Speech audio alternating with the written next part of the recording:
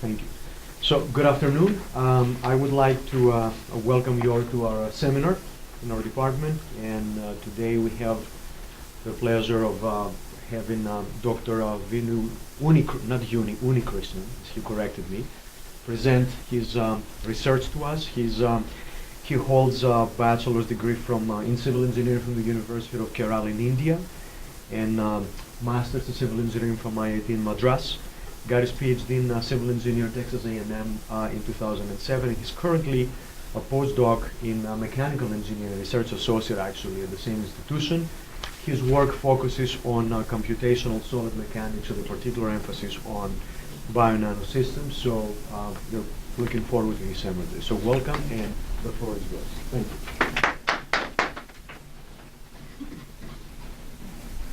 Thank you for the kind introduction and welcome.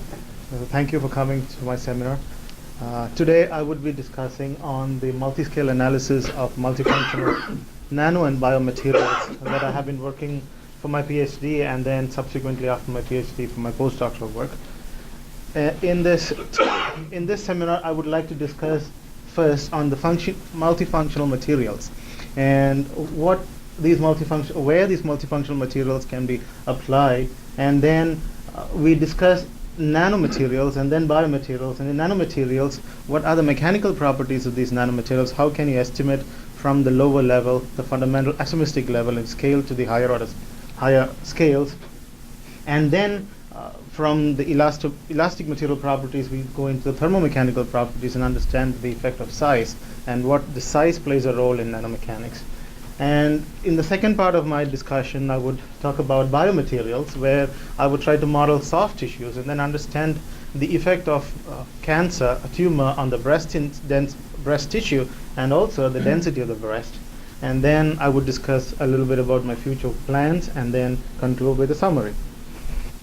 So first and foremost, let us go into biomedical and tissue engineering applications of multifunctional materials.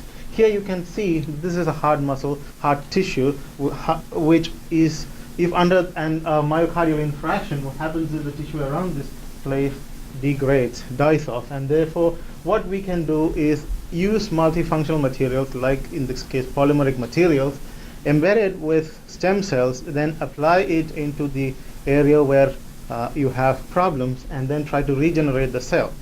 But this area requires understanding the mechanical properties, and similarly you can find in this particular slide also you have a nanofiber here, and one of the significant features of this nanofiber is you have a stem cell sitting on the nanofiber, and when you apply certain compression or tension on the nanofiber, the stem cell differentiates into a structure or tissue that we would like to have, like a hard muscle, it could be a skin cell, or it could be a muscle as such. So you have to understand the mechanical characteristics of these nanofibers to understand how these stem cells differentiate. And that's where the significance of this research comes in, characterizing the material properties of these multifunctional materials. And again, this is the application where these materials are used. That is, this is a bioreactor where stem cells are embedded in this bioreactor, and what happens is the nutrient flows from one side to the other, and these scaffold tissues, scaffold structures, embed the stem cells and provide a nutrient medium to the cells. Now, you have to understand the properties of these scaffold materials to have an optimum design for the bioreactor. So these are some of the biological as well as tissue engineering applications of stem cells. But from a civil engineering point of view, what do we have? From a civil engineering point of view, say for example, we have a carbon fiber. This carbon fiber can now be embedded in a concrete material. And the significant feature about this carbon fiber is they have very high mechanical strength. So we can utilize the high mechanical strength of these carbon fibers, which is embedded in concrete like material. This is, in this case, a pre-stressed concrete. In another case, what happens is you can have carbon fiber embedded as thermal resistant materials, and that can be used in thermal conductive or shielding in buildings. So these are some of the applications of multifunctional nanomaterials in civil engineering. Again, these are some of the recent works. This was done by a professor at University of Michigan, where he had self-healing concrete, where if there is a crack in concrete, these polymers goes in and develops and closes the crack. So what happens is in this cracked concrete, this cracked concrete is now able to take additional load. And in this particular case, you have a pier, and then in this reinforced shells, polymer shells, are embedded in the concrete that can be used as smart materials to detect any anomaly in the concrete and also as strength-giving materials. So these are some of the applications of nanomaterials, and to apply these nanomaterials effectively, we have to understand how these can be analyzed effectively. So we have to have analytical procedures to understand the functions of these materials. So this forms the preview of the whole computational domain from a nanomechanical point of view. You have carbon nanotube structures embedded in polymer matrix material. So that forms the fundamental basis for our domain of analysis, so-called. And this can be analyzed in a multiscale sense. You start off with the nano dimensions. You have a couple of atoms interacting. You have to understand the interaction of these atoms.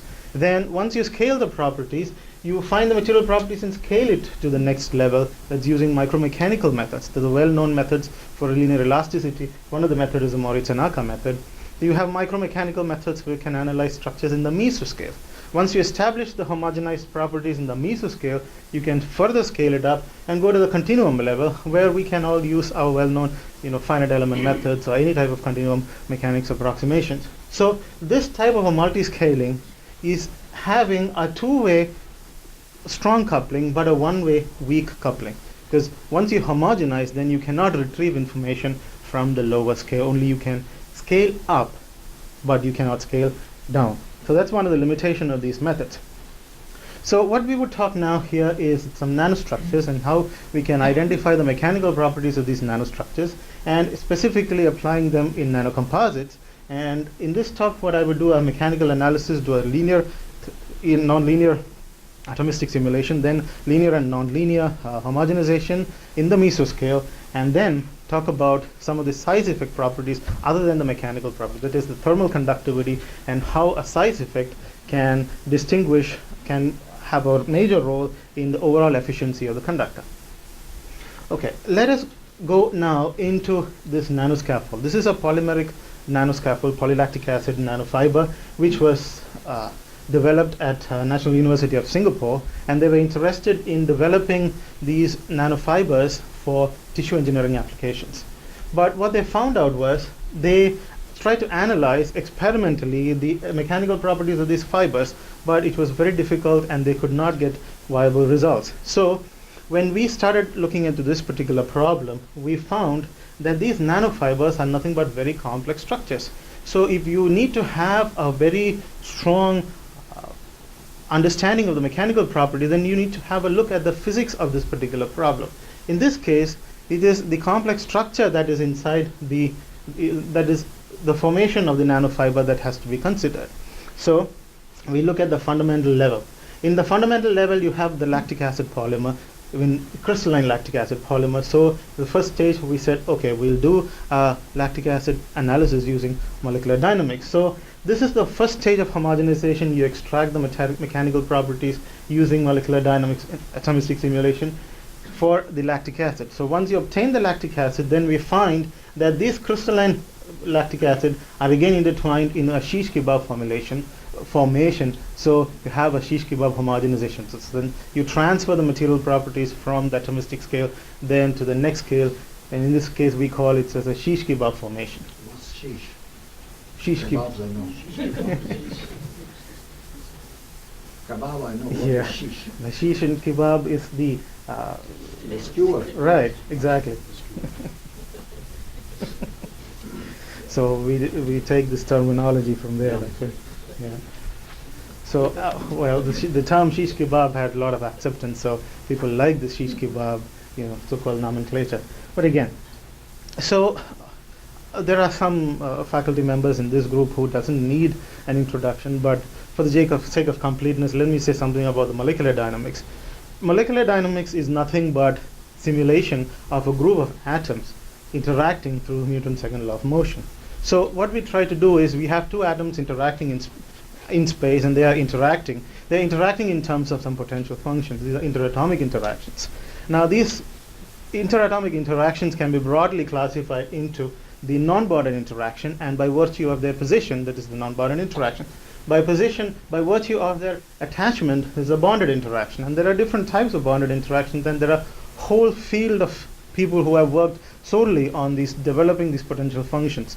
So, but for me, these molecular dynamic simulations have been a tool so that I can analyze some of my domain of interest. So these non-bonded interactions, in this case, I'm giving the van der Waals Lennard-Jones potential is one of the non-bonded interaction, and the other one is a bonded interaction shown in this particular form, and these are well known depending on the position of the atomic structure of the two atoms. So this shows the equivalent computational model of the lactic acid monomer from experimental crystallographic data, and we develop the material properties. Now that is done using appropriate boundary conditions on this ensemble.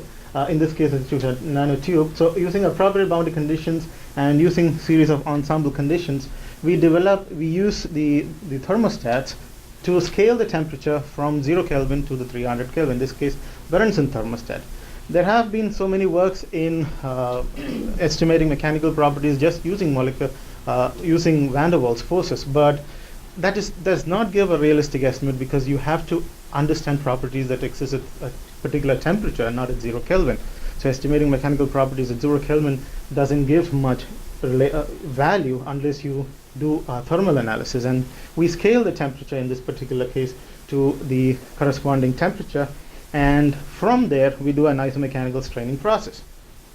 From the isomechanical straining process, what we do is we equilibrate the whole ensemble in a particular time, and then from the equilibrium position we give applied strain, and then from the applied strain you get the difference in the strain energy. The difference in the energy, that is the equivalent strain energy, and the second derivative of strain energy with respect to the strain will give you the elastic moduli for that particular ensemble. So in this case, what I am establishing here is the analogy between an atomistic ensemble and a continuum approximation, and I equilibrate the equivalence of the strain energy, and I can equilibrate the equivalence of the material property through a series of comparison of the state variables, in this case stress and the strains. So once we establish the equivalence of the strain measures, then we establish the material properties. So from that property we look at the next higher scale. The next higher scale is a nanofibril. And in this case, this nanofibril is intertwined. So the nanofibril now intertwines to form the nanofiber. So we have to consider the physics of this intertwining. And we could, if there was no intertwining, it would have been a total summation of the contribution from each of the term. But in this case, we have to consider the elastic rotation. So the total strain of the fiber now becomes elastic deformation, axial deformation, and then the elastic rotation effect also. So what we did is we found that strain orientation parameter from experiments we can obtain, but in this case we assume certain orientation parameter, and then based on the orientation parameter and the shear modulus, we modify the shear modulus to consider the micromechanical effects also. Like the F is the Eshelby tensor, and VF and VM are the volume fractions. So we modified the shear modulus from the micromechanics and then obtained the overall elastic modulus. So once we do that, we are able to obtain the whole elastic modulus of the nanofiber. Now we did experiments from the atomistic scale, we did simulation from the atomistic scale to the higher scale, and then from experiments we get the shear strain orientation parameter, and from this strain orientation parameter we establish the elastic modulus. And this comparison shows experimental results, and these are Merzgani's independent experiments. From his experiment we compared the values that we get, and we find that it matches excellently. So the inference from here, what we can say is that we started our analysis without recourse to any experimental data, and compare with one of the experimental data we are able to get excellent matching. But this is not always the case, and in this talk I would not be discussing that, but when we talk about cancer cells, we were able to show that there is a wide range of data that you can obtain, value that you can obtain from experiment, and we were able to predict why there is a change difference in the value from experimental data. But I would not be discussing that in this talk. Sure. Two clarifying points, Yes. just so that I keep following you. First, the system that you have just considered is the carbon nanotube. No, in this case there is no nanotube. It's an What is the fiber made of? it's polylactic acid. This is the PLA. Okay, Right. so the polylactic acid. And the interatomic potential that Yes. you use to get the molecular dynamics, where did they come from? From the molecular dynamics simulation. I mean, in this case I used a commercial code that's No, no, universal the for. potentials. The interatomic potentials involved for carbon, hydrogen, etc., Yes. in the Those are the polylactic universal acid. force fields. So you're just taking it from Yes. From whatever is available. And how is it known that those are reliable or valid? Well, this is we didn't. Our interest here is to understand whatever that is available, and whatever that is available for polylactic acid species, unified force. I guess what I'm trying to get at is, presumably, Yes. somebody else, or is it you yourself, who have actually looked at polylactic acid Okay. in some Yes. depth and detail, Mhm. and validated the interatomic potential that you That's certainly possible, and that could probably give possible, better. but has it been done by anybody? I have limited knowledge about specialized force fields. My understanding is that these kinds of potentials can be used for any type of, with certain restrictions, any type of molecular species. If you have certain elements participating in a molecular structure, then you can use certain type of potential fields. All right, so for your purposes, you're just assuming that somebody Exactly. else tested it, etc. Exactly. They're reliable. Yes, and let's I am not a proceed molecular from there. dynamics so-called Okay, expert. fair enough. So the second part, just to keep following you, is that this particular curve, Mhm. in this, then when you say that, well, here is my calculated, Mhm. and here is somebody's experiment, Yes. what exactly is it that you calculated? The elastic modulus. No, for the polylactic acid. Correct. So this itself becomes a kind of validation that those potential you used were reasonable. Probably yes. Thank you. Excuse me. Sure. Can I understand this in the H0, H1 hypothesis context? That maybe there is some other representation that could work just as well, but you find that this one works and you're happy with it? Yes, exactly. I mean, there could be a lot of different potential fields that could have, it would be used here. But this one works, so you I'm take happy it with and it, yes, go on, yes, right? certainly, yes. So, once we established the atomistic level properties, we started looking at the next higher scale, as I've said, still further higher the scale. So here we look at two different aspects. Not traditionally, people have been working on the assumption that the materials are linear and elastic. But it could so happen that the participating phases, like the matrix and the fiber, could be nonlinear. So we attempted to understand nonlinear homogenization also. So in the later stages, we started developing nonlinear algorithms for nonlinear materials by homogenization of nonlinear materials. So in this case, this is linear homogenization using the Hasheen-Schwingman bounds. These are well-known bounds in micromechanics, and the Dewey-McKenzie estimates. These are some of the well-known homogenization methods in micromechanics for porous materials. And this directly gives you the shear and the bulk modulus, and from the shear and the bulk modulus you can estimate the elastic properties. Similarly, for the Dewey-McKenzie estimates, it directly gives you the elastic properties. So it only requires the material modulus of the individual participating phase, in this case the scaffold phase, and also the porosity of the scaffold, and these two are obtained experimentally. The first one we can obtain from our simulation. So again, here we try to compare with some of the experiments for the analysis, especially for the scaffolds. And here we see we are not able to capture completely the modulus because we are losing some of the pertinent physics. We are losing some of the interaction of these fibers within the scaffold. So since we are not able to capture the entire physics, we lose some information. Also, we should understand that these are linear estimates. And here we compare with some of the other well-known micromechanical methods like 3D open shell, honeycomb, and of course the Hashing-Shrigman and Dewey-McKenzie estimates. And these are plotted for the volume fractions of the fiber, in this case the porosity of the scaffold. So once we established the linear homogenization part, we thought, okay, the analytical solution has been obtained, but why not apply a linear finite element model to understand the homogenization? So in this case, what we try to establish is asymptotic expansion homogenization using higher order finite elements. So what we assume here is we have a composite material which is embedded with an array of heterogeneous material. This heterogeneous material has impact on the inherent material property at the point scale. So this can be represented as the equilibrium equation defines the whole system, and with the constitutive equation, strain displacement relation, and appropriate boundary conditions forms the complete system. But what we can say is that there is a scaling parameter that scales the scales in the microscale and the macroscale, and this scaling parameter we separate in the next phase by using an asymptotic expansion of the primary variable. This primary variable, when it is expanded, we segregate the scaling parameter and apply this to the strain displacement relationship. From the strain displacement relationship, we plug into the equilibrium equation and segregate the terms, and we get three independent equations, each representing each of the scales. So this equation, which is in the microscale, is independent of the y variable, and we can estimate using finite elements the elastic modulus.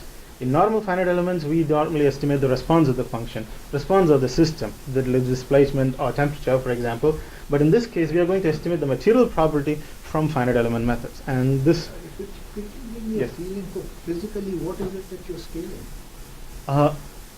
In the sense, what physical property is it? it is a material property, the elastic material property, the constitutive material property. No.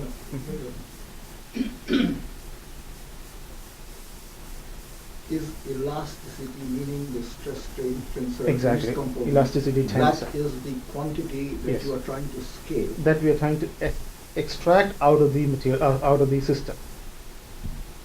I don't understand. I hear We English have- language. I don't understand what that means. Yeah, we have n. Scientifically. Right. Point is, you started with the atomistic description. Sure. So there are discrete atoms. Mm-hmm. You calculating forces between them, momentum, position, etc., and from Right. that you're extracting A material. some property. Right. Right, as we discussed earlier, so you may say, I have a definition of stress, and I Mhm. have coarse-grained averaged over a certain number of atoms Exactly. Yes. on the scale of 100 Sure. atoms or whatever. And that becomes a local value Yes. of that particular component of Mhm. the tensor, Mm-hmm. right? Yes. Now, when you talk about scaling, Mhm. that's the part I'm lost. What We- do you mean? we do, you mean that these local things that have been calculated on the scale of 100 atoms Mm-hmm.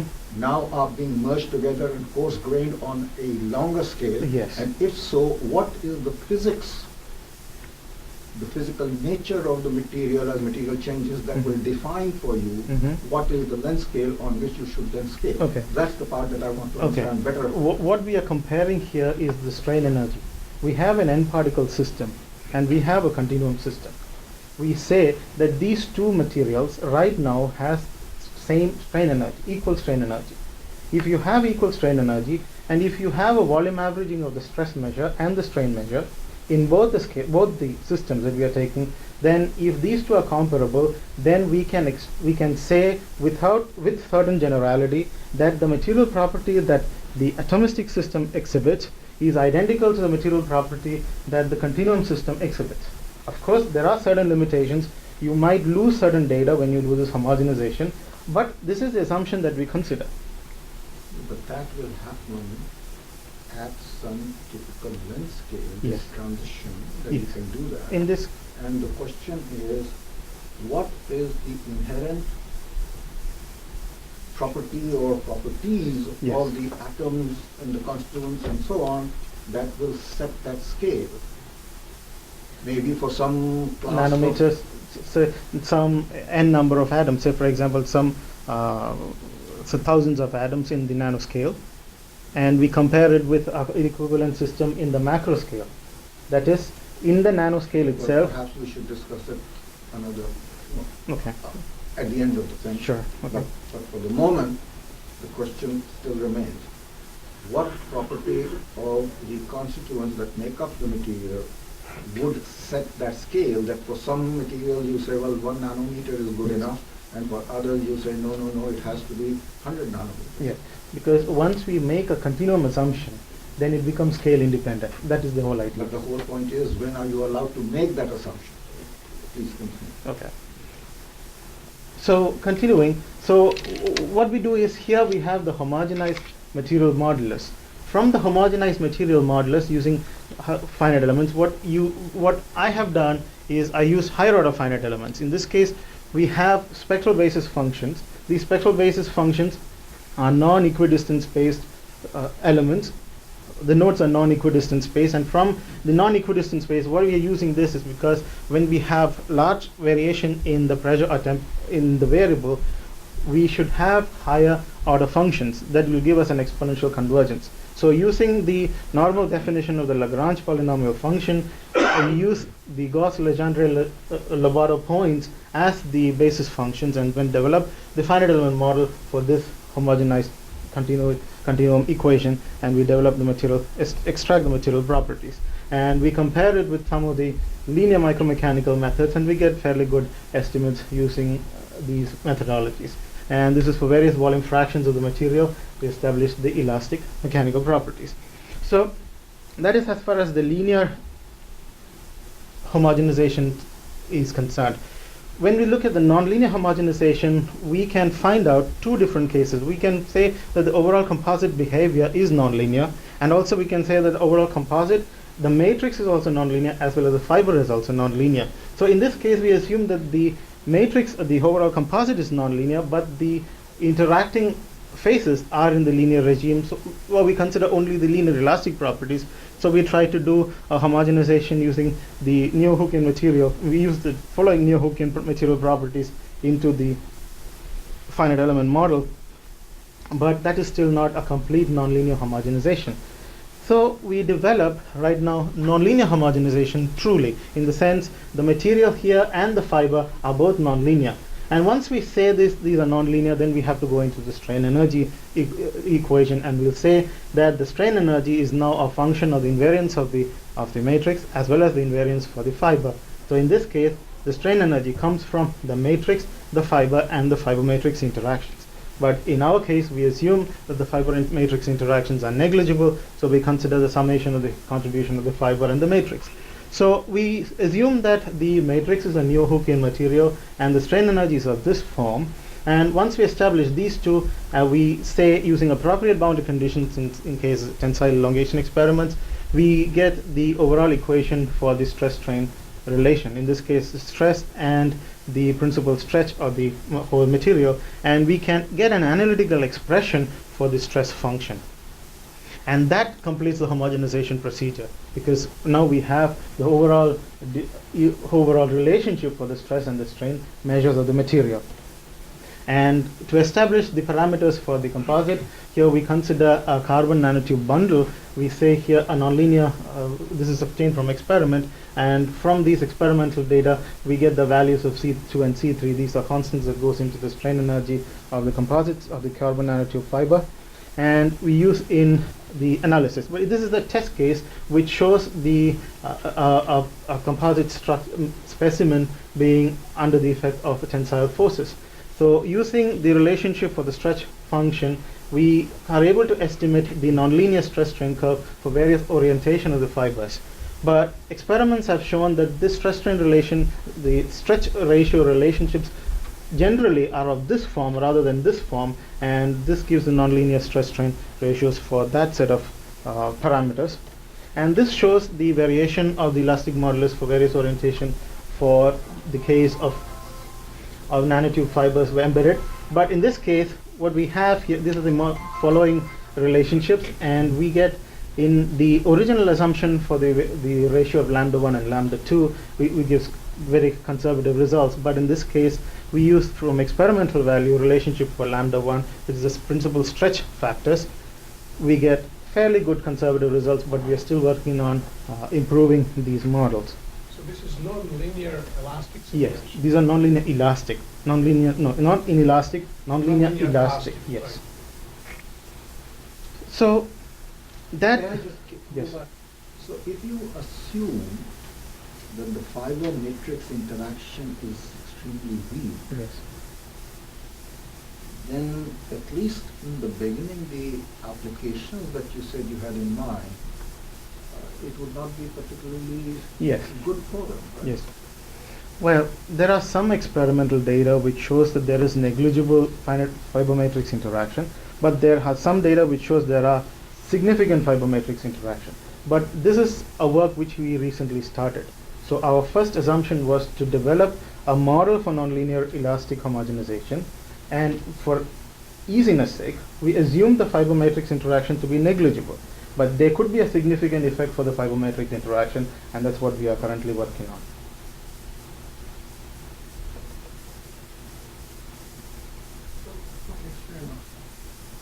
As long as you have a strain energy for the If you say that this is, you may continue saying the Yeah. first step, but this step is not quite yet ready It's to be still not compared there. with anything that Well, is this, non-trivial. yeah, this is the only comparison that we could come up with. Fair enough. And in the second stage, we analyze the thermomechanical characteristics of nanostructures. Let us consider a cooling fin. These can be found in computer equipment and all military appliances, etc. Structures. These are nothing but carbon nanotube tubes, and this is the electromicrograph of the carbon nanotube tube. And what we try to do is we try to make out understand the thermal conductivity of these nanostructures. And these are graphene sheets. Basically, we started off with nanotubes, and then we switched on to nanographene, and that's the only part that I'm showing today. Is nothing but graphene layers, but very small dimensions, and these could find different applications as thin film technology, has hybrid graphene nanotube TFTs, and also can be used in field effect transistors. But the basic aim why we started looking at is because these two researchers from University of Manchester were awarded the Nobel Prize for their study on on graphene, and this gave us the impetus to look at nanographenes also. It's just to point out that nanographenes are important materials. Between graphene and nanographene?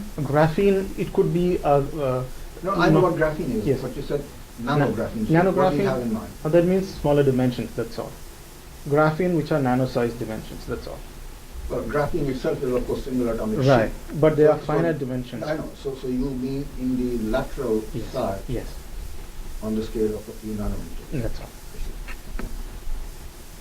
So when we look at thermal structures, you have thermal energy passing from one point to the other.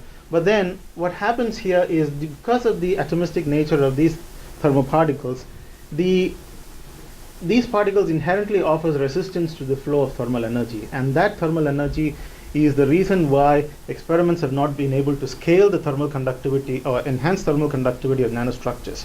So they came up with reasons why this thermal conductivity cannot be scaled, and it's because of the interfacial thermal resistance. So now in this case we are trying to analyze how we can estimate the interfacial thermal resistance and compare this with some, we have not compared, but in the sense we are trying to build up material models so that we can use these thermal conductivity measurements to have, that can be used in modern day equipments. So in this case what we are trying to do here is we have an ensemble and we have two graphene layers embedded within a polymer matrix, and we say that once the ensemble reaches an equilibrium position, we heat the central graphene sheet and allow it to cool. And once this cooling profile is captured, and from the cooling profile we should be able to estimate the amount of resistance it offers, and that is what is shown here. We say that this is the cooling profile, and from the cooling profile we estimate the interfacial thermal resistance. And now that interfacial thermal resistance has been studied for various temperatures and also for different intergraphene separations, and become an estimate of the interfacial thermal resistance. And this thermal resistance is now being used in the overall thermal conductivity equation using the Hasselmann-Beck's equation, and this gives an estimate of the change in the thermal conductivity of the overall composite system when it is embedded in thermally conducting medium. And that's what, and so this gives rise to, this explains why there is less scalability when you have a nanomaterial embedded in in a composite structure. So, Sorry, I don't understand what that phrase means. This explains it has less scalability. yes, that means than you have where this. nanotube itself has a nanostructure has high thermal conductivity. But then as you increase the volume fraction of the nanotube in the composite, the thermal conductivity does not increase in that fashion. There is seem to be gradual increase instead of a marked increase. And that gradual increase is because of the interfacial thermal resistance. All right, but wouldn't that be self-evident from the beginning? Yes, but in I'm not quite sure. well, what is it that we learn from it is the analysis? it is the in conventional fibermatrix composites we neglect the size effect. But when we it all means to say that when we have a nanocomposite nanomaterial embedded in a structure in a composite matrix medium, we have to consider the size effect. That's all it says. We have to understand or develop size effect for these kinds of structures.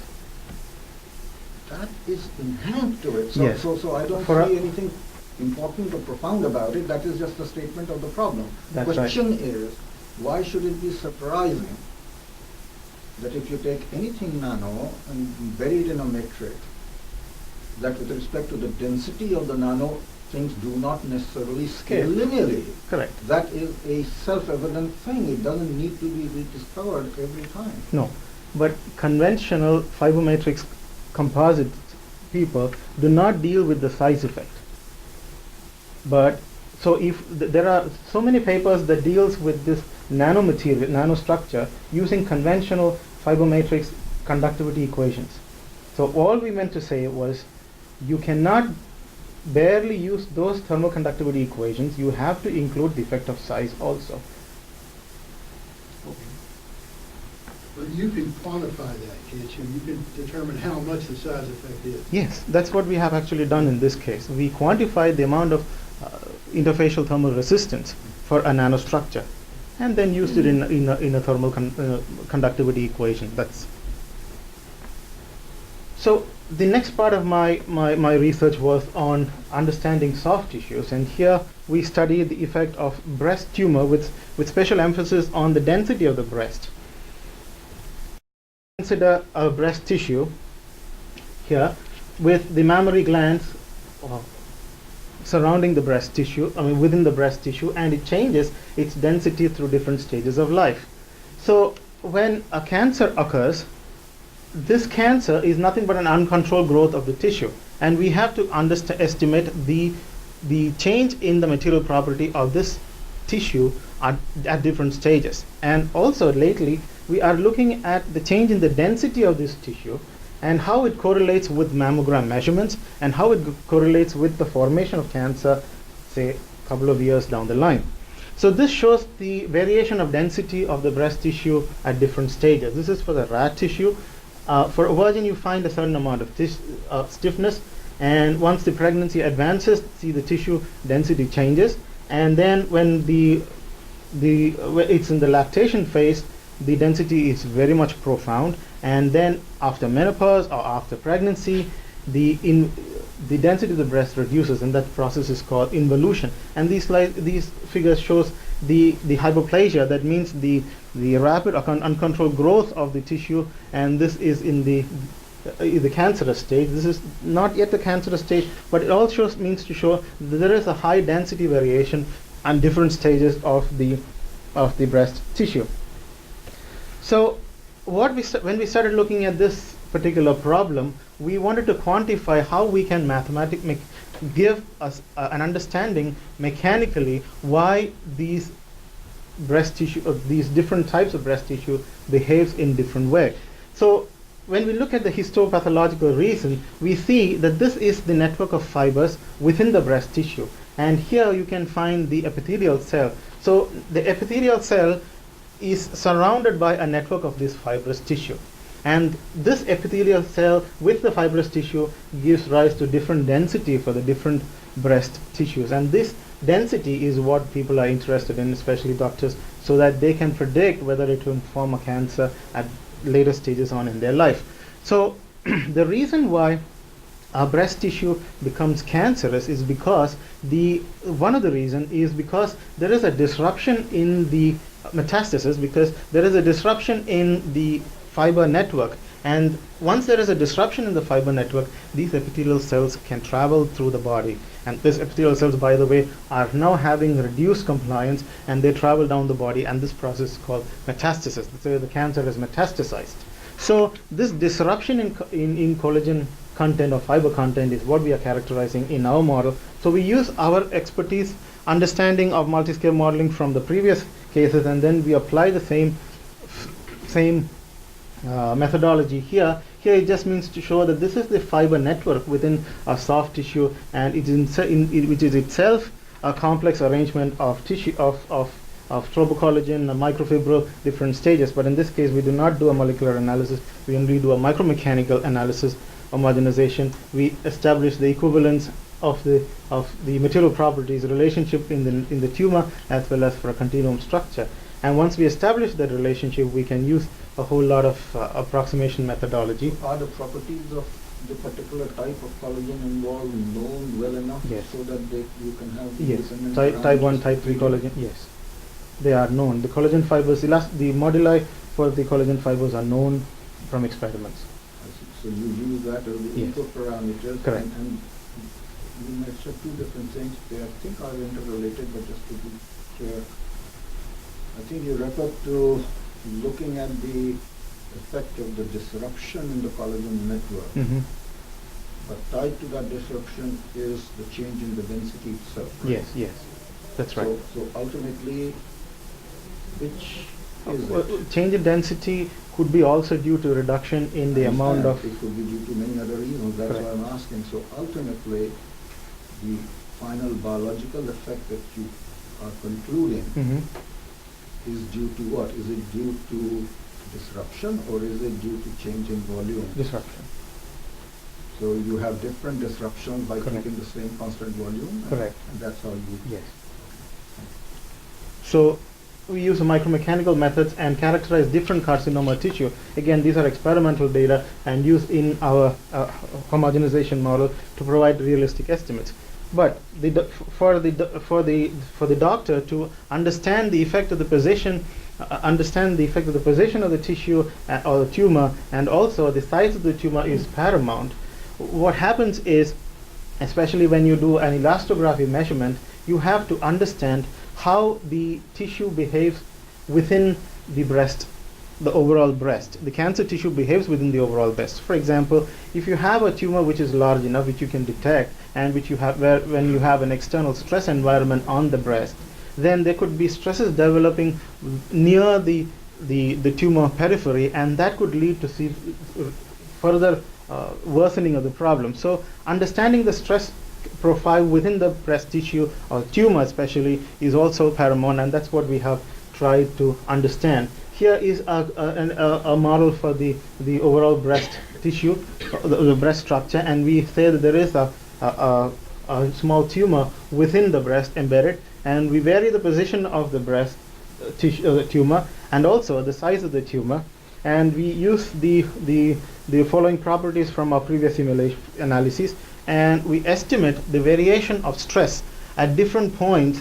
In this case, the maximum stress experienced within the periphery of the tumor tissue at different points, and we are able to obtain a measure for the variation of the stress within for different tumor size and also tumor position. Now this becomes important especially in case of elastography measurements, where they try to compare the experimental data with some of the theoretical data to provide reasonable estimates using elastography as a tool for diagnosis.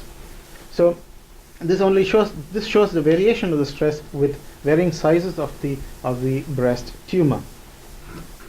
And in this case, this shows a direct correlation of the different breast density. Now, in this case, this experimental clinical study had quantified the amount of density, the density with the amount of collagen, and so we are able to show that for varying collagen content, the overall stiffness of the tissue varies, and from the variation in the overall stiffness, we can have a reliable estimate using elastography measurements. And estimate Yeah. of what?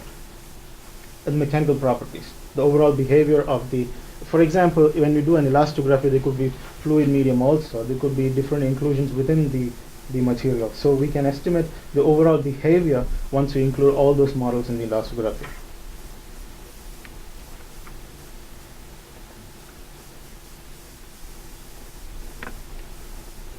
So this is how we try to compare with some of the clinical data on breast tissue and compare with our analytical approach.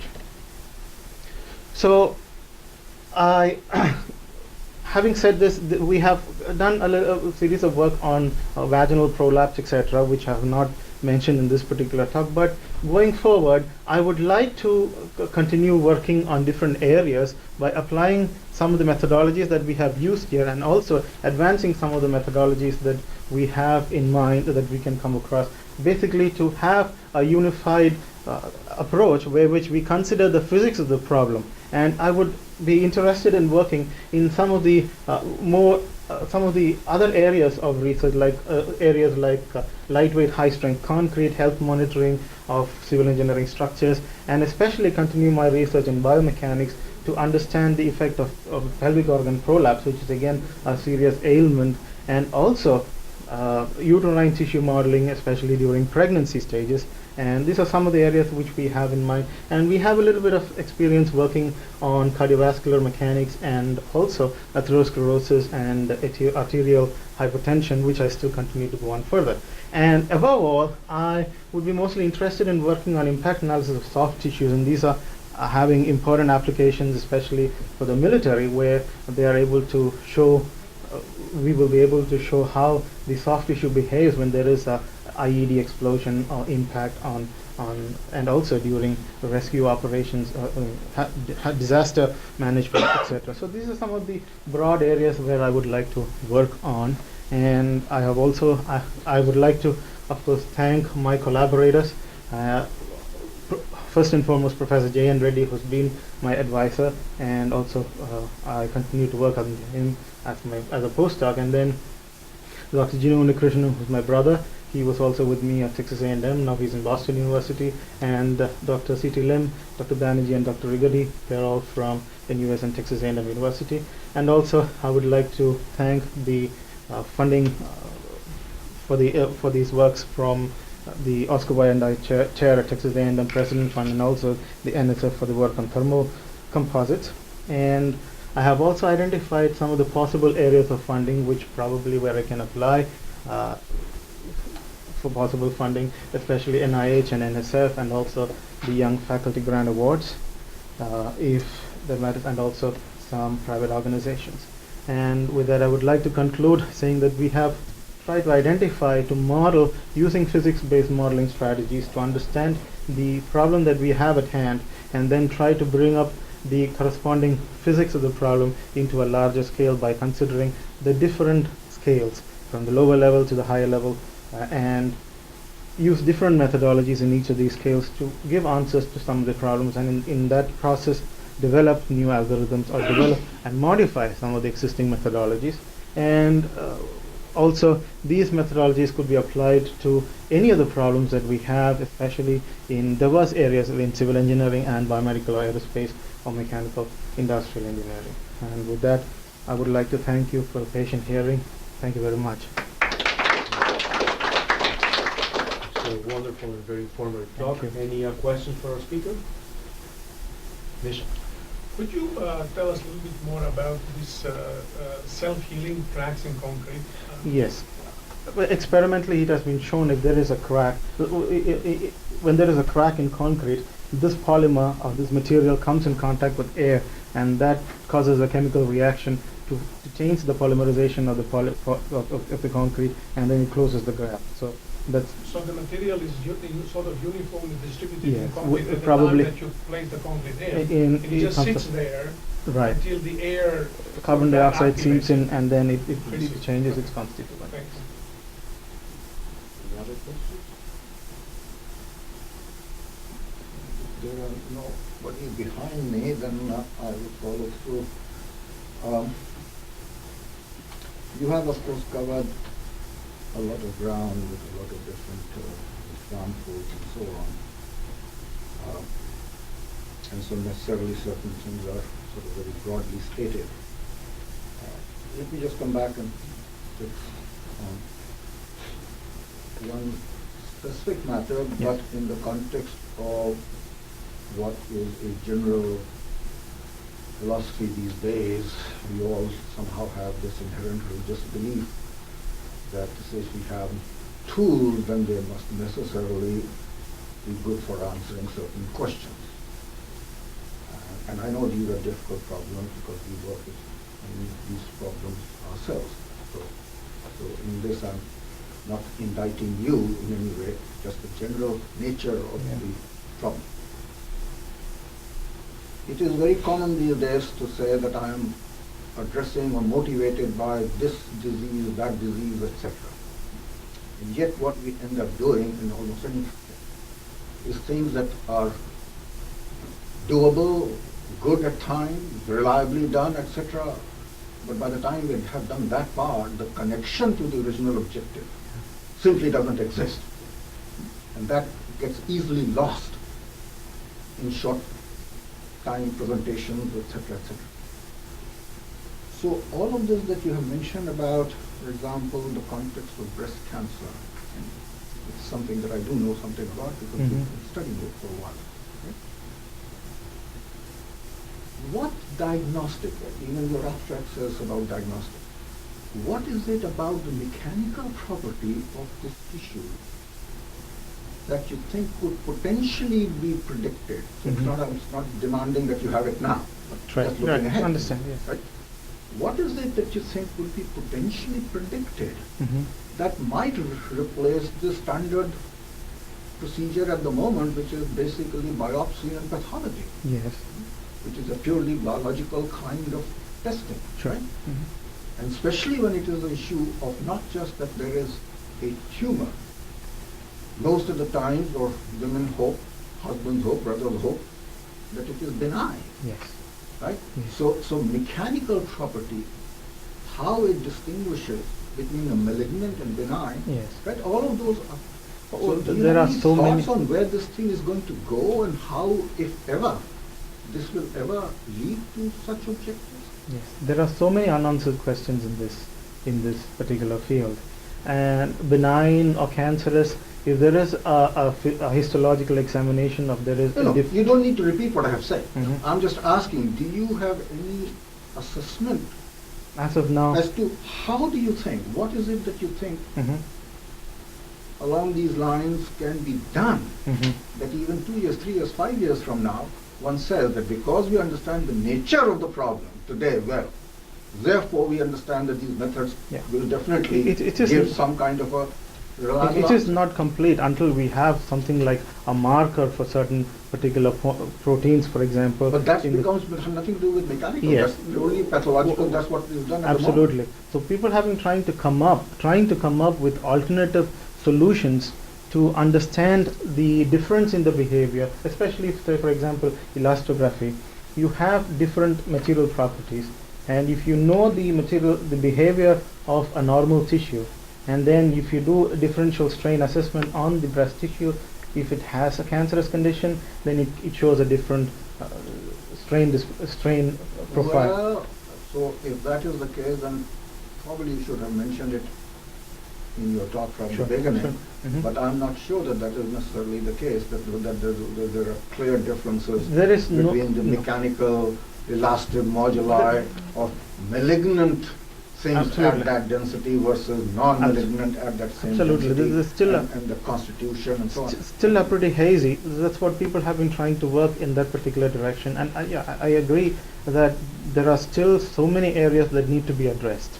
And that's what we have been trying to, along these lines, we have been trying to address some of the problems that we become aware of and then try to address. Well, my philosophy is that as good scientists and engineers, we have to have a good sense of what problems are addressable. I understand. Not that we are all just trying to keep addressing. I understand. But you know, in your defense, we were talking about this earlier. I was asking you, have some experiments been done Yes. to kind of create pigeonholes of this is 10 to n, this is 10 to n minus 1, 10 to Mhm. minus 2 Mhm. stiffness variation, Mhm. and then correlate those with the history of biochemistry, pathology, whatever, and then try to correlate. And you said that some work is going on. Some work has been done, yes. Some work has, but from a mathematical, analytical point of view, there are so many issues to be addressed. Well, but that's a separate issue. Yes. Supposing that you can So you can achieve those. Correct. Yeah. Just to be clear, Nisha, I am not indicting our speaker at all. That's why I made the remark. I'm not that this is- defending me either. I'm just reminding him. I'm just reminding him of what we were talking about That's right, before coming that's to right. say- So this is this is a general issue faced by Everybody. all of these multidisciplinary, interdisciplinary communities. Mhm. Okay? And so this was the real point, not so much that, any one individual, including you or me, what we're doing, but this pitch that we keep making, right? Whether or not there is any real possibility that anybody can articulate at this stage. We That hope. varies from different areas to area. There is But such these a- kinds such of a things are the variety of most chemistry. difficult ones. Right? These kinds of things are the most difficult ones. So graphene is an easier one to deal with because even its experimental investigation and test is an easier one. Yeah, exactly. That's why they were discovered only in 2004. So, Perhaps I can add, maybe the mechanical diagnosis test can be done many times without adverse effects, hopefully, whereas mammograms and biopsies are sort of, hopefully you don't have to do it so often. So maybe there's an advantage if it works out, perhaps. But that's the whole It's a point. yeah. That's the whole point. Right. If it works out, then of course we can all figure out all the advantages. Yes. Any other comments or questions? Thank you. Now we should probably thank our speakers.